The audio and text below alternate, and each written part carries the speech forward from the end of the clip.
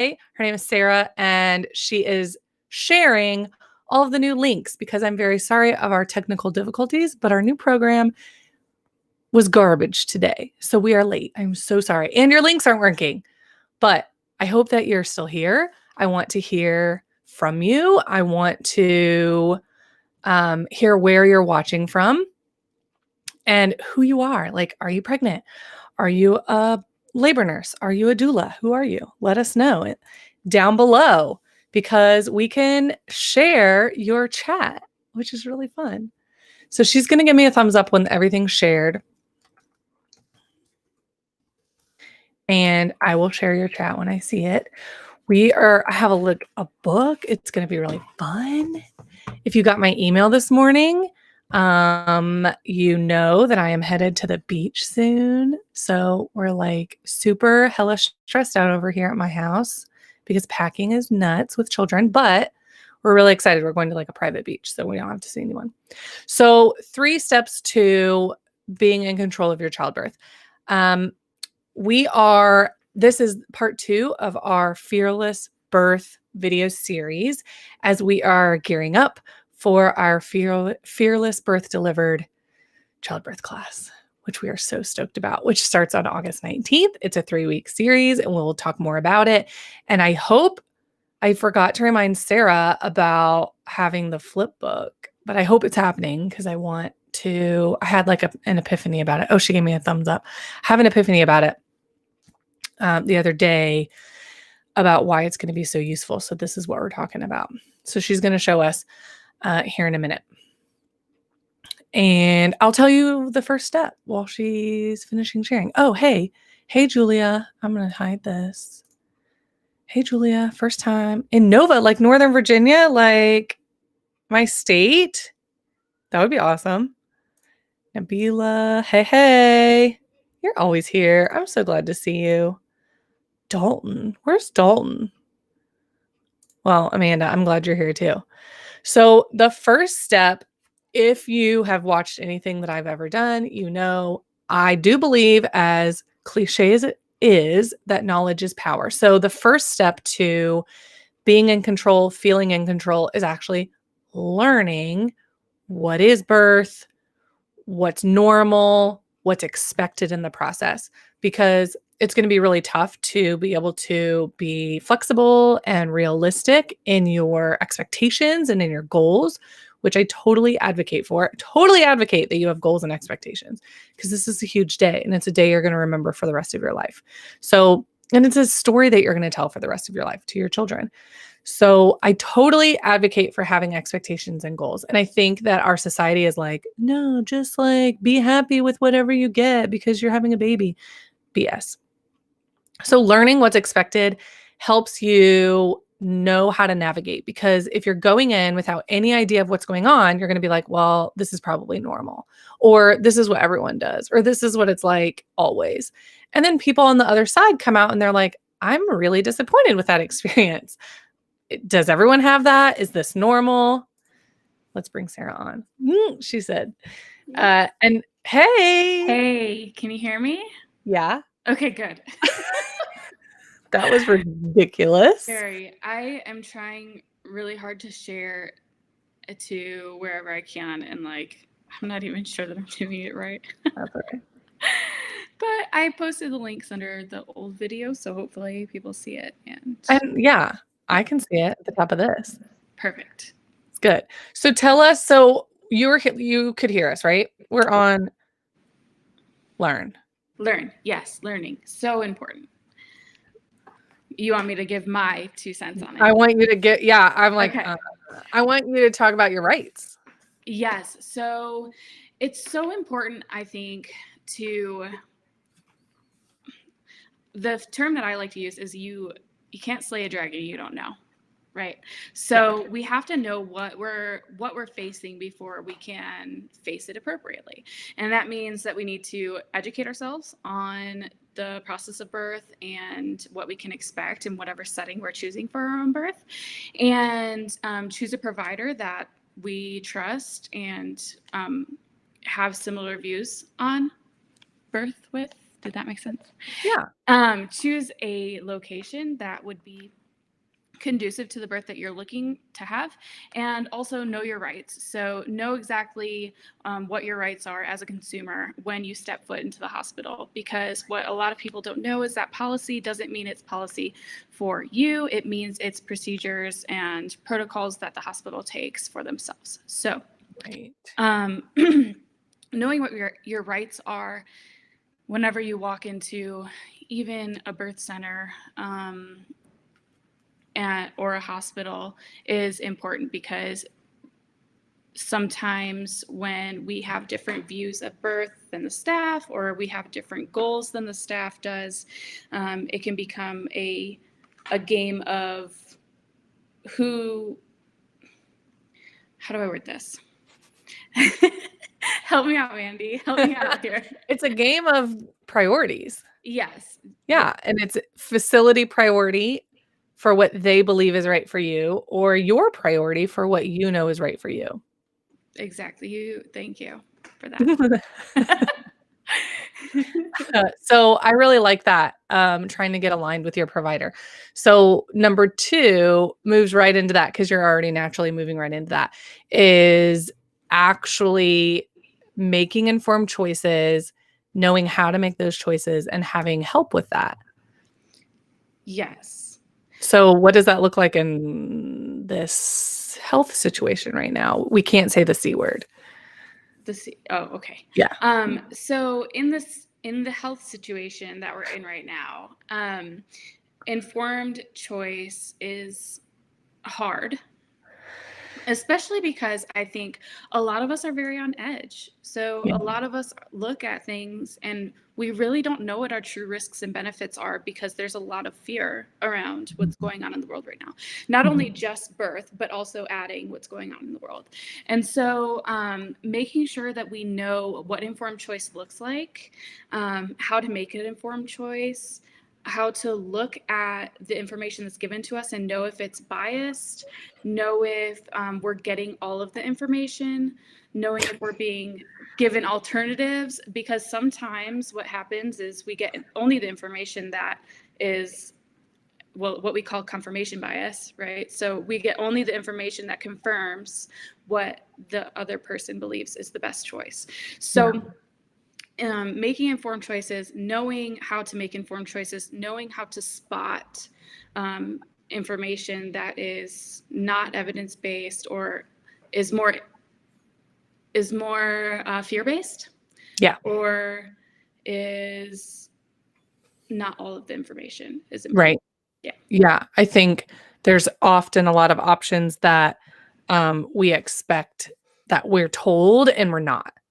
Right. Like, it's really difficult for hospitals and medical institutions to know. I mean, these are Yeah. humans that don't know your goals. They don't know your person. They just met you. They don't know your body very well. And like, so I get messages daily and they're like, I didn't know that was a choice. Do I have to do this? I didn't know not being monitored was even an option. I didn't know taking a break was an option. I didn't even know water was an option. So I'm trying to find the best words to say, like, there's so many options out there, and your medical providers and your, like, childbirth professionals are are going to wait until you ask for something.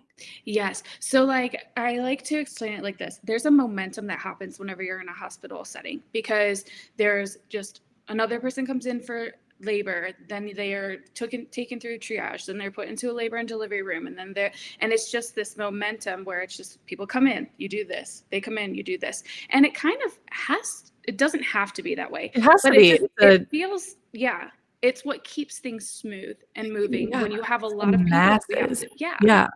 So what happens is, I think that we get our blinders on in the hospital, where we're like, if this happens, this is the answer. If this happens, this is the answer, because you're having to manage more than just one person at a time.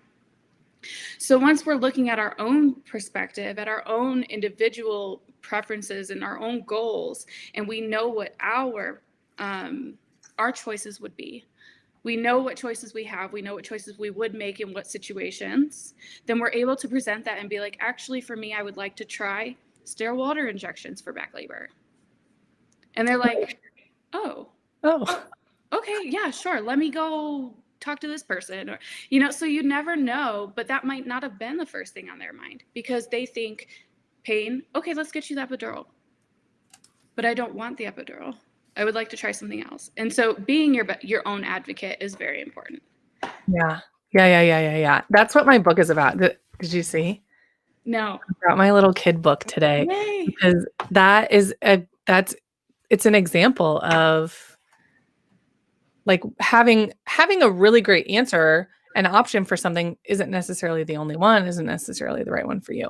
So being informed, like, hello, take a bomb childbirth education class so that you can get a broad range of choices and options because your nurse and your provider expect you to come with ideas. They expect you to come with things that you want to do. They hurt. Like, it would be awful if I found out that my patient really, really wanted to go in the shower and never asked to. And of all of the things I was doing, I didn't offer that one thing that they were kind of expecting for, like, okay, I'm sure my nurse will tell me when it's time to do this. And Yeah. that's just not, we're not aligned like that. Like, there's 1 billion quadrillion varieties of how birth can work. So there's not like, oh, so I hear like my nurse made me lay in the bed. Like, fact, nurses do often do that.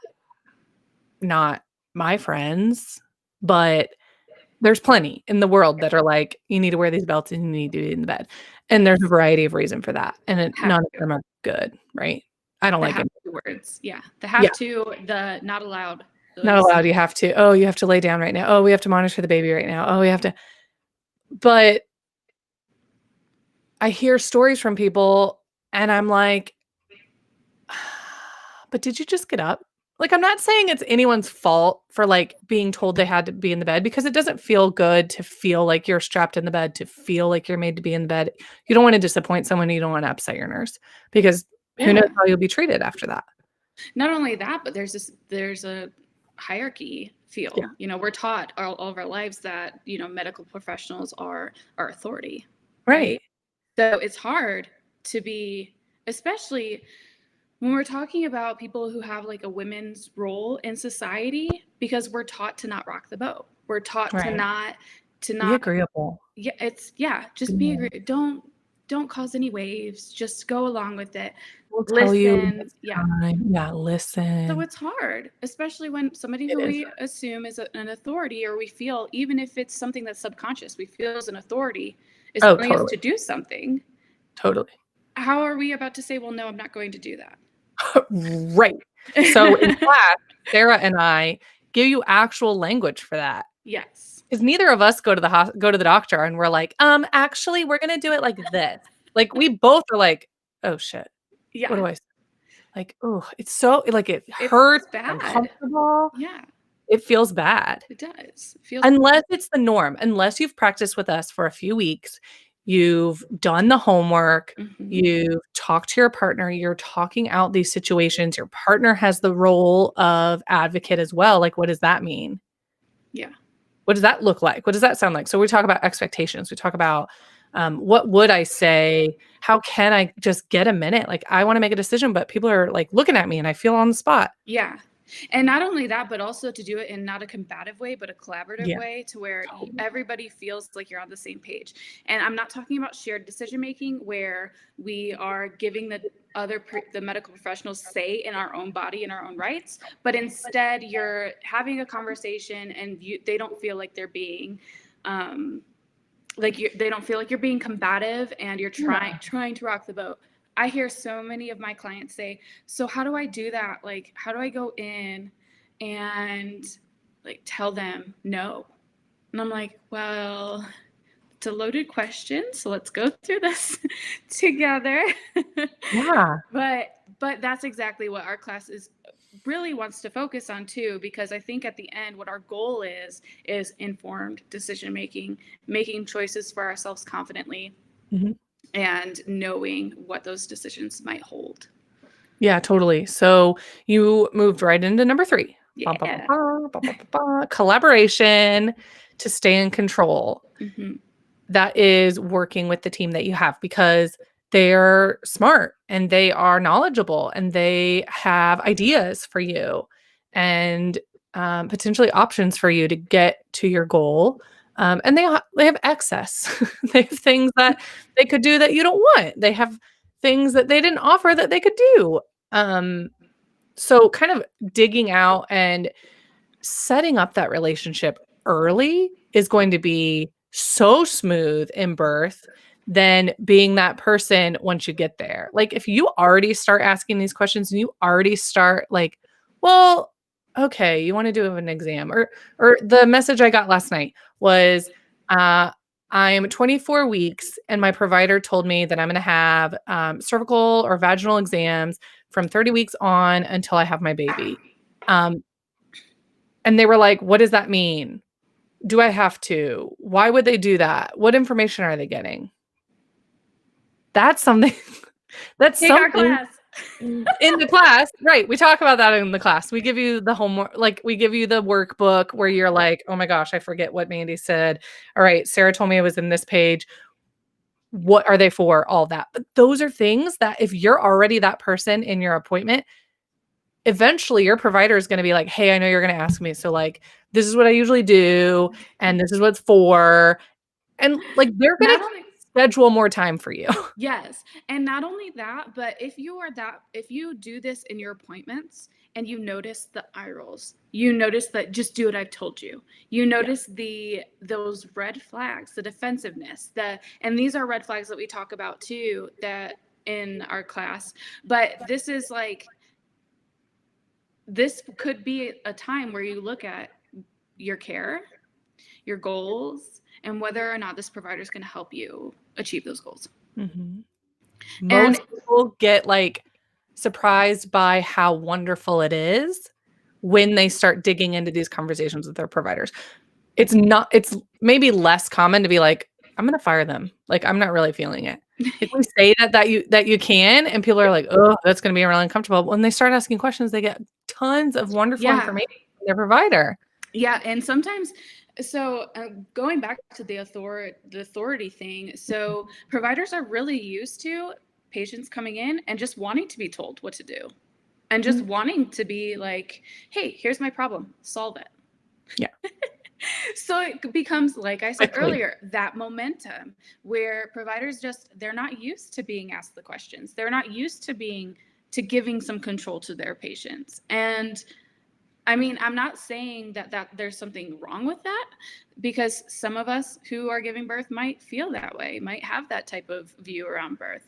But also, I think that we have so much learning to do around birth and how everything kind of affects each other, and it's also intricately weaved, like postpartum, breastfeeding, chest feeding, all of it really works together. So in like I said, class is so important. Informing yourself. If you decide at the end of the day you know all your options and you still just want to give the ball to the provider, more power to you. Like, that's up to you. And I'm not here to judge. I'm here to support and give you the information that you need. So, where was I getting at this? I get on these tangents. I know, but I like it because I'm also thinking, like, your partner, your person that's with you, either your spouse, parent of the baby, non-birthing parent, whomever mother, sister, whomever you choose to be with you, they want to know how to help. They want also to know it's combined because they're there to help you and they want ways to do that. Yeah. And that also moves into postpartum because that's the longest part of having a baby, the Mhm. Oh, longest yeah. chapter, right, yeah. So, like, we get all of this education for the short chapter of birth, but it's not as useful unless you can take it with you postpartum. So then your support person is like, "Yes, like, let's go to that pediatrician appointment together. Let's ask about chest feeding. If we're not getting it, let's find an expert who can really help us and listen to us and, like, help us where we're at." And Yeah. that becomes practiced by the time you give birth and move into having a baby. Yeah, and especially whenever we practice this in pregnancy too, Yeah. because then we feel, and it really opens communication. So once we know how to communicate with each other during pregnancy, you're Mhm. practicing with your partner or with whoever's going to be there with your at your birth. You're practicing. Then you get to use those in real time during your birth. And so we really get to know each other and how we communicate. And maybe this body language means this, or maybe these words mean this. I use code words with my clients because why not, if that's Yeah. how they feel comfortable. So all of these different things, and you learn what your specific communication style is. And then after that, whenever you take it into the early postpartum period, or even not just the early but postpartum in general, it's Marriage, so, yeah, I mean, it's so parenting. important, Yeah. especially whenever we have this little baby and we might not have the same views about what's the best way to take care of this baby. And this might not be something that we discuss prenatally because we didn't know that we needed to discuss it prenatally. And Right. so using those skills in postpartum as well is so, so useful. So good. So good. So good. So those are our 3.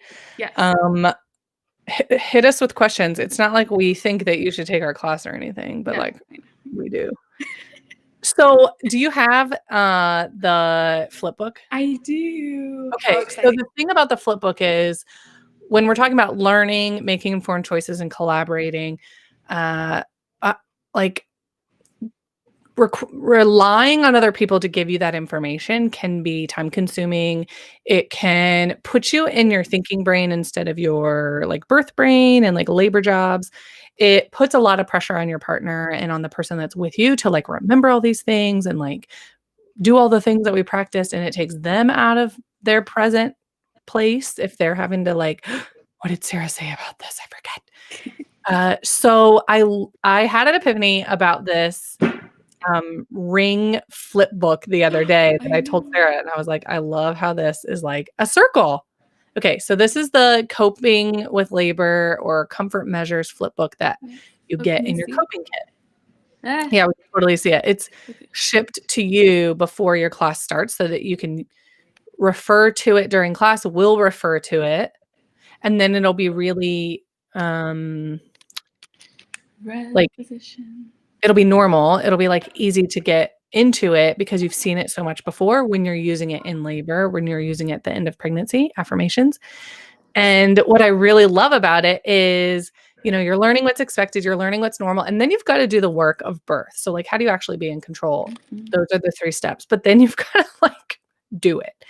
And I love that this is a continuous form of reminder, like a continuous all of the coping techniques, all of the comfort measures, I mean, this was designed by a team as well, not just us. Yeah. So, like, so many ideas were put into this, Oh my gosh. and it's on a loop. So you go through all the pages, and you're like, "Okay, well, we already did that, so, like, let's go to the next thing, and let's get a refresher on breathing, get a refresher on positions, get a refresher on rebozo." And then you've done all the things, and you're still in labor. You're like, Crap. "Okay, they're not working anymore. Like, what's next?" You just flip the page again, You just keep flipping. and you keep doing it again, because what didn't work in early labor might be helpful in active labor. Mhm. What worked in early labor may not be working anymore, and so you need this, like, constant flow of ideas to There's so change it many. up. Yeah, to just keep moving and seeing what's helpful and what's useful, and Yes. and you'll look at these and you'll remember, "Oh, yeah, we practiced this. What if we try this?" And the birthing person will be like, "I don't wanna try anything." And And then you'll the you'll just do it. You'll see it. and the front has all of the different, I guess, categories on the front. So if you are just like, what sounds good to me right now? Because Is sometimes whenever we water. flip, we're like, oh yeah, no, I'm flipping through these and everything just sounds horrible. And but if I go to the front, I can be like, you know what? Encouragement sounds great. Just encourage me. Okay, Just don't leave me. just Don't encourage me. All Yeah. right, I have this whole list of affirmations that we've talked about, and I sharpied a star next to the ones that really, really resonate with me. So, not pain, power. I'm going to read those Yeah. to myself, Yeah. or my partner's going to say them to me, Yeah. or my nurse is going to find this and be like, oh, I know where your baby's at, and I think this position would be helpful. And they show you the image so that you're Yes. like, I don't know how to get into that. And they show you and they're like, this, I can help you. Like, you're like, suddenly you're taken care of. I love that. Yes. And Mandy, I kind of want to give up one more thing that's in our thing because All it's yes. Okay, thank you. I'll be right back. Because we have some surprises. You're gonna get the coping kit and you're gonna open it and you're gonna know kind of what's in it, but we can't show you everything because that wouldn't be very fun, right? Like the type of stuff, but some of it is gonna be surprise. We can't show you everything. I can hear Sarah's kids in the background.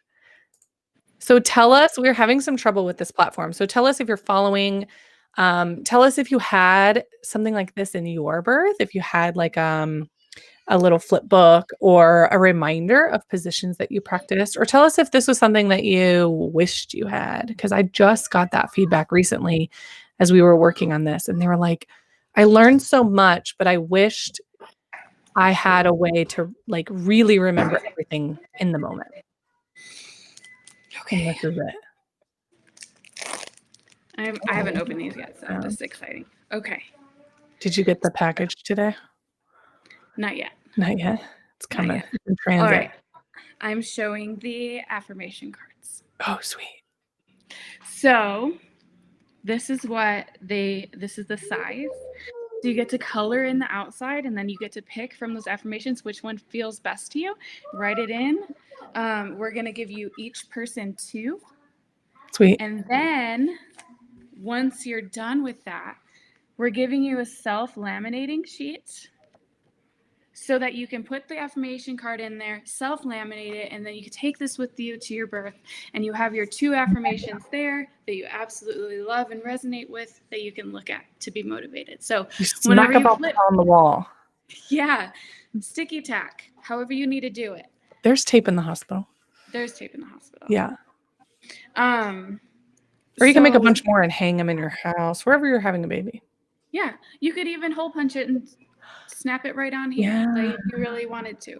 So there's different ways that you could use it, but what you can do is if there's an affirmation on that is not on your list that you really, really love, use it. Another thing that I suggest is when you have your affirmations during pregnancy, you get into a relaxing state, you're listening to your meditation music or doing your yoga flow, however you decide that you want to relax. You hang these up with you so that way your brain connects your affirmation cards with a relaxing state of mind, and you're able to kind of tune into that whenever you're in labor. So muscle memory is important. But these are so cool. I'm excited about them. And when I saw these in the store, the self-sealing, I was like, Mandy, we have to do it. That's really, really cool. So good. I love that. So that comes in your coping kit. Coping kit. My kids are losing it. So we're going to have to go soon. So hit us with questions. Thumbs up or heart if you're feeling these birth affirmation cards. If you use them, show us the love on that. I'm not sure if our comments are working, so I'm not able to pop any up right now. But here's the book, and I might do this in like another live on Instagram. I'll take it with me to the beach. Here's the book. It's called The Right House for Rabbit. So this book is all about sweet little rabbit who wants a new house. So here he is. And he wants a new view. So he goes to, I'm just going to give you the skinny. Okay. He goes to Fox, who's his real estate agent. And Fox, so you can't see it. All right. You can take me down if you want. That way that they can see it. Take me out of here. Okay. Yeah, that works. Okay. So Fox says, so you're looking for a new house, said Mr. Fox. I'm sure I have something you'll like. I want a house with a nice view, Rabbit told him. A view, said Mr. Fox. Let me see. He opens his notebook and turns a few pages. Here's just the thing. Go to the 3rd house on Bird Lane. There's a red mailbox out front. You're getting all situated, Sarah. The red mailbox belonged to Mrs. Robin. Are you renting your house? Rabbit asked. Yes, indeed. My children have flown to the homes of their own, and I'm moving south myself. Mr. Fox said you have a nice view, said Rabbit. Oh, lovely view, said Mrs. Robin. Come right up. There's a wonderful view from Mrs. Robin's house. Stretched out in front of Rabbit were rivers and lakes and hills, and the whole town, right? It's on top of a tree. It's a great view. But leaves blew in Rabbit's face, and acorns dropped down his collar, and twigs fell onto his head. Where is your roof? Rabbit asked Robin. Before Robin could answer, a fuzzy yellow worm wriggled out of the tree, crawled across Rabbit's sleeve. Mrs. Robin fixed the worm with a greedy eye, then she neatly pecked it off and swallowed it. Who needs a roof? She said. A roof would just get in my way. He goes right back to Fox. Rabbit wanted a roof over his head. He hopped back to Mr. Fox's office. Did you like the view? Said Mr. Fox. Lovely, but my house must have a roof, and walls would be nice. A roof and some walls. Mr. Fox looked in his notebook again. Well then, go to the lake, ask for Beaver. Perfect, right? The lake was blue and beautiful. Beaver was sunning on the shore. Mr. Fox sent me, began Beaver, to look at my house. Finished Beaver. He pointed to it proudly. I cut every log myself. The house had a roof and walls, but something was missing. There are no windows or doors, Rabbit said. How do you get in? I get into the house underwater, Beaver explained. Follow me and I'll show you. He dived into the lake with hardly a ripple. No, this won't do. I don't want to go swimming each time I leave my house or come back. I'll have to talk to Mr. Fox again. But Mr. Fox said crossly, I give you a house with a view, you want a roof and walls. I give you roof and walls, and now you want a door and a window. Mr. Fox's clock struck the quarter hour. It was almost lunchtime, and Mr. Fox was getting hungry. He looked at Rabbit and smiled a sly smile. I know just the house for you. Okay, so it's a metaphor. I don't think that your provider is actually going to eat you for lunch, which is what happened in this story. Mr. Fox got upset and he takes him to his own house because his own house had all of the things that Rabbit wanted, and he puts him in a pot. And Rabbit runs out and runs home past all of the things that he was offered, and they didn't really suit him, and they were supposed to be good enough, but they weren't. And he went back into his house and rearranged all of his furniture and decided he was happy with his view. Anyway, like without having to change his house. So the end is a little, right? It's a little fuzzy, but that's what we're talking about when we say, you know, it's not enough to go in and say, I just want to be healthy. I want a baby today and I want a vaginal birth. Because so many people can translate that into so many things that could be really great for other people. And it's kind of like you don't know what won't be great until you're there, unless you learn kind of in depth about all of the options and all of the ways other people can give birth. Mm-hmm. And then you kind of start to narrow it down and you're like, that doesn't sound like what I want at all. Even if you're not able to picture what it's like right now, learning of all of the options and all of the things and all of the ways, especially ways that birth professionals have seen birth go really, really well. You're not like a cookie. Birth is not cookie cutter. So having it go the way someone else's went who really loved their birth may not be right for you. It may bring things up for you. It may be more traumatizing for you. It may just not feel good, safe for you. Yeah, it's just not right. Yeah. And I feel like all of those houses worked really well for those animals, but Rabbit was like, no. Like, I want more. I want a view, but I also want walls. And I want to, like, is it too much to ask? So I always think about birth, not because providers try to eat you at the end. I don't think they're foxes. I don't think they're trying to do harm for the most part. I just think when you put all of your eggs in someone else's that basket for be like, give me a safe and healthy birth, it's going to look like, so many ways. So narrowing it down to be like, I want a safe and healthy birth within these confines. And then if we have to talk, like, I'm open to something else if something changes. But right now, I want a house. I want a roof. I want walls. I want windows. And I'm learning how to get that within the constraints of, birthing in a hospital or a birth center or at home. I told you our comments weren't working. They weren't. I was like, wow, we've got crickets. They all just popped up, y'all. Like all of them. So I hope you like my story. Give us some love if you resonated with that. If that made sense, it was a metaphor, but I'd love to hear what you think about it. So I'm going to pop up a few questions because my kids are losing it. We're going to go to the beach. Yes. Okay. Julia. Sarah, can she get a flip book separate from class? No, you cannot. It is exclusive to our coping kit, and that is the only way that you can get them. So, and we do not foresee it being accessible anywhere else. So, I definitely encourage you to sign up.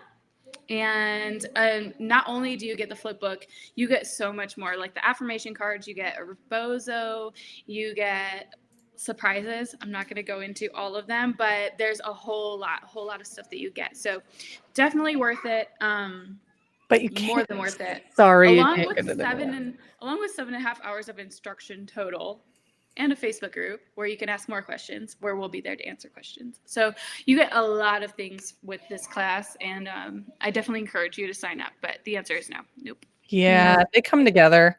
So you can go to this link, you can sign up, you can use our code for a super sweet discount, and you'll get your coping kit for free when you do that. Sorry. Ooh, I really like what Alex Dooley said. A friend of mine constantly used the phrase, no, thank you. I don't want that.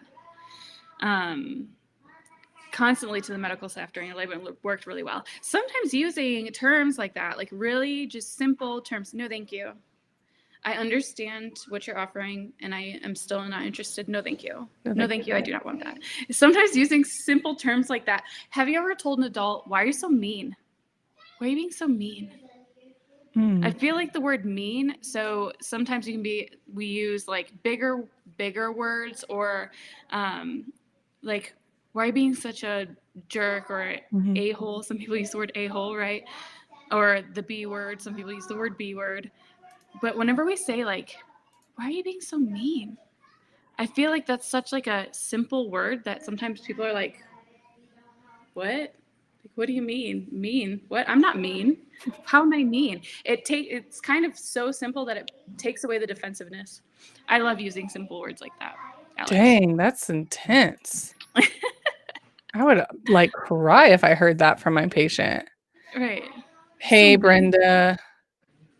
That's okay. You can watch this whenever. Hit us with your questions. We've had some technical difficulties with all of our stuff. Oh my gosh. We were late. We came late too. Don't worry. We came late too. TDAP. Is this necessary for birth, or can I wait until after birth?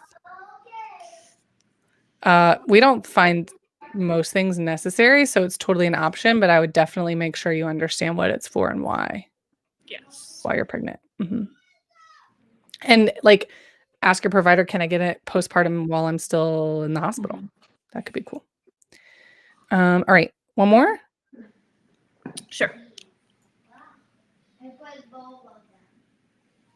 This was just nice. Thank you. Thank you. I always love that. Okay, this is some love too. And then I will actually find a question. Aw.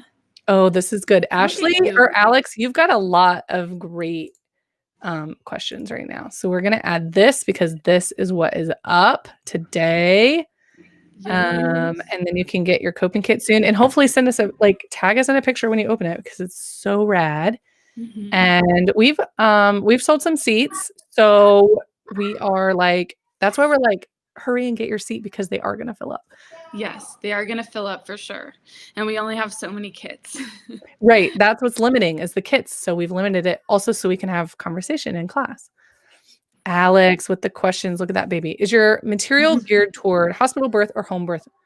And that's something Sarah and I were just talking about yesterday. Yeah. So I think that we both have very unique perspectives whenever it comes to birth and learning about birth. I know that.